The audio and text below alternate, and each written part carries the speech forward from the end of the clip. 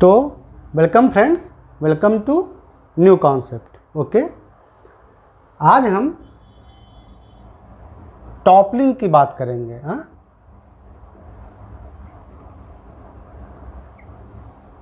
Concept of toppling मतलब लुढ़का देना किसी चीज़ को। तो आप हमेशा याद रखिए कि लुढ़कने के टाइम जैसे हम किसी सरफेस पर किसी बॉडी को रखते हैं फिर लुढ़काते हैं, तो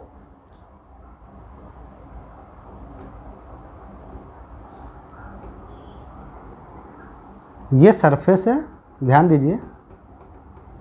तो आप हमेशा याद रखिए कि अगर हम इस बॉडी को लुढ़काने का प्रयास करते हैं, हम चाहते हैं कि ये बॉडी फोर्स लगा के हम लुढ़का दें, तो जो एक्सिस ऑफ रोटेशन है वो ये ऐसे होती है, देखना।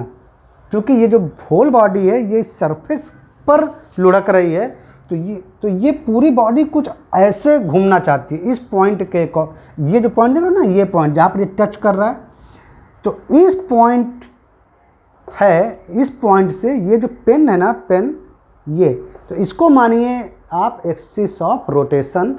और ये पूरी जो बॉडी है वो कुछ ऐसे घूम जाना चाहती है। इस पूरी बॉडी, ये जो पूरी जो बॉडी है वो ऐसे कुछ घूम जाना चाहती है इस एक्सिस के अराउंड, ऐसे। ये समझ में आया? ऐसे वो घूम जाना चाहती है। अगर घूम गई तो चीज़ लुढ़क गई, लेकिन लुढ़केगी वो इस पॉइंट के अराउंड, यानी इस एक्सिस के अराउंड।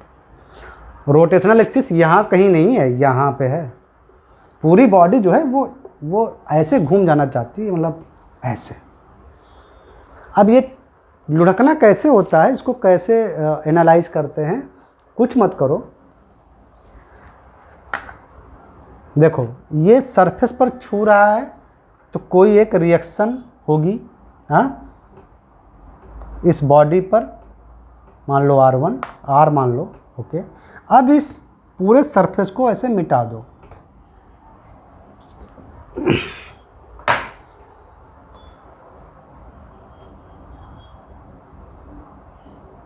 अब इस बॉडी पर हो सकता है बहुत से फोर्स वर्क कर रहे हो, F1, F2, F3, हाँ, F4।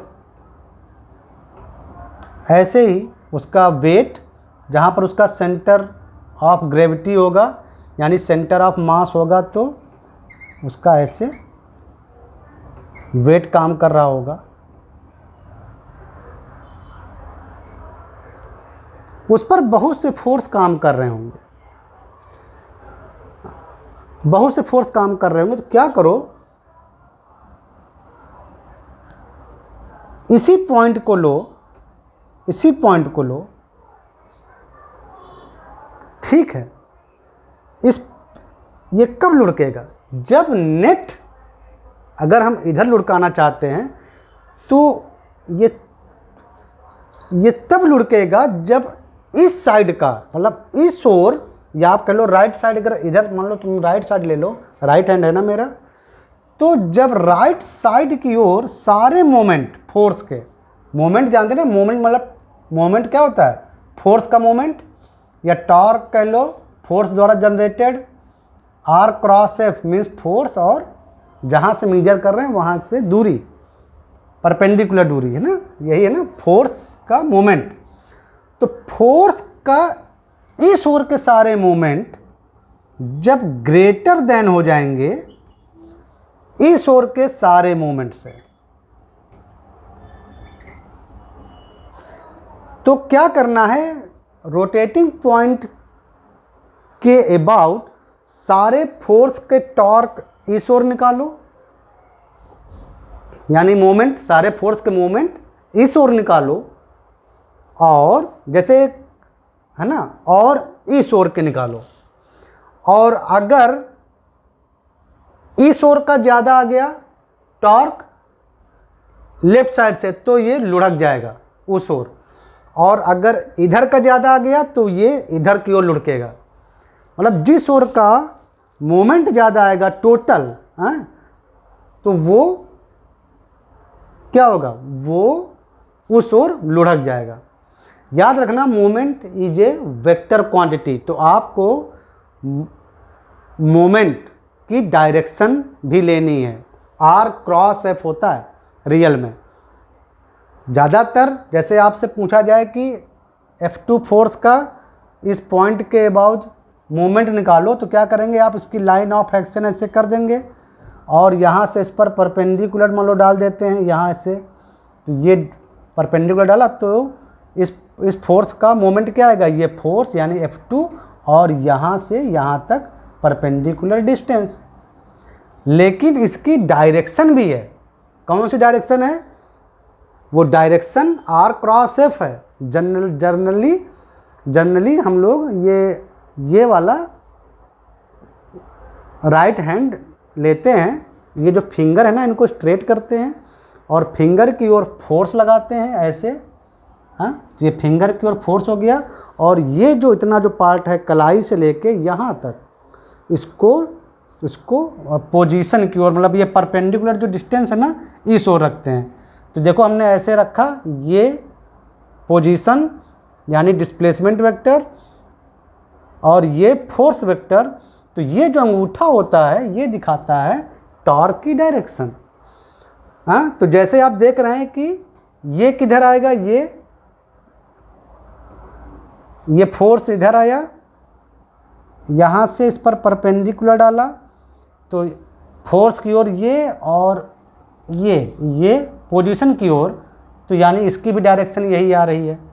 ज़रा F3 की ओर देखो तो F3 की डायरेक्शन ये है, यहाँ से इस पर परपेंडिकुलर डाला तो मोमेंट क्या आएगा, फोर्स यानी F3 और यहाँ से यहाँ की डायरेक्शन की दूरी, परपेंडिकुलर दूरी। लेकिन इसकी डायरेक्शन क्या होगी, देखिए डायरेक्शन क्या है, अब देखो फोर्स उधर जा रहा है तो उधर फोर्स, और ये जो पोजीशन है इसको रखोगे तो अंगूठा अंदर की ओर जा रहा है, यानी इसकी डायरेक्शन अंदर की ओर।